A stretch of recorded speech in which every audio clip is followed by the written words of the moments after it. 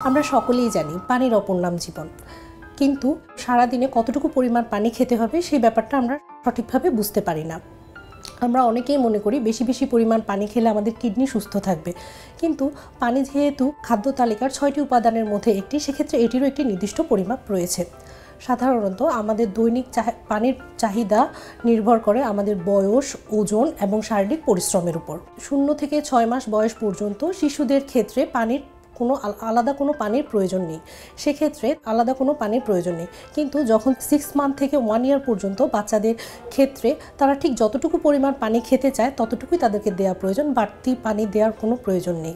আবার 1 থেকে 5 বছরের বাচ্চারা সাধারণত পানি খেতে চায় না। এই বয়সে বাচ্চারা অনেক বেশি দৌড়ঝাঁপ করে, সেক্ষেত্রে তাদেরকে পানির পরিবর্তে আমরা ফ্রুট জুস দিতে পারি, যেটা তাদের পানির ঘাটতি মেটানোর সাথে সাথে তাদের মাইক্রোনিউট্রিয়েন্টের চাহিদাও ফিল আপ করে। আর প্রাপ্ত বয়স্কদের ক্ষেত্রে তাদের ওজন, শারীরিক পরিশ্রমের উপর তাদের পানির চাহিদা নির্ভর করে। যার ওজন যত বেশি তার পানির পরিমাণ ঠিক ততটা বেশি হয়।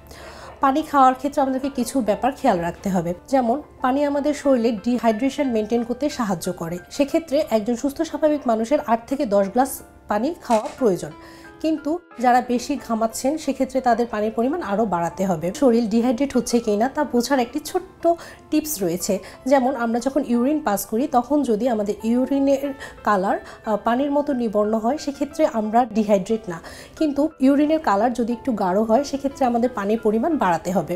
এছাড়াও পানি আমাদের শরীরের তাপমাত্রা রক্ষা করে এবং আমাদের ডাইজেশন সিস্টেমে অনেক গুরুত্বপূর্ণ ভূমিকা পালন করে। কিছু বিষয় খেয়াল রাখতে হবে, যেমন পানি শুধুমাত্র পানি হিসাবেই খেতে হবে ব্যাপারটা এমন নয়। আপনি আপনার দৈনিক পানির চাহিদা পূরণ করার ক্ষেত্রে যেসব পানিযুক্ত ফল অথবা তরল জাতীয় খাবার বেশি পরিমাণে গ্রহণ করতে পারেন। আবার কিছু কিছু তরল জাতীয় পদার্থ রয়েছে যেগুলো খেলে আমরা মনে করছি আমাদের শরীরে আমরা পানি নিচ্ছি, কিন্তু তা আসলে পানি চাহিদা পূরণের বিপরীতে আমাদের শরীর থেকে পানি বের করে দিচ্ছে, যেমন চা বা কফি খেলে যেটা হচ্ছে এগুলো হচ্ছে ডাইইউরেট, যেগুলো হচ্ছে আমাদের শরীরে ইউরিনের মাধ্যমে পানি বের করে দেয়। সেক্ষেত্রে এসব খেলে আমাদেরকে পানির পরিমাণ বাড়াতে হবে। এছাড়াও যারা কিডনির পেশেন্ট রয়েছেন তাদেরকে ডক্টর এবং পুষ্টিবিদের পরামর্শ অনুযায়ী পানির পরিমাণটা ঠিক করতে হবে। তারা তাদের পানির পরিমাণ ঠিক রাখতে সারাদিনের পানি একটি জারের মধ্যে নেবেন এবং সারাদিনে আপনি যে কোনো ধরনের তরল বা স্যুপ যাই খান না কেন সেই পরিমাণ পানি আপনি আপনার বোতল থেকে ফেলে দিবেন, সেক্ষেত্রে আপনার পানির পরিমাণটা ঠিক থাকবে। আমরা আমাদের খাবারে কার্বোহাইড্রেট, প্রোটিন, ফ্যাট সব কিছুই রেখে যদি পানির পরিমাণটা সঠিকভাবে না রাখি তাহলে ডাইজেশন এবং অ্যাবজর্পশনের মাধ্যমে আমাদের শরীর পরিপূর্ণ পুষ্টি পাবে না।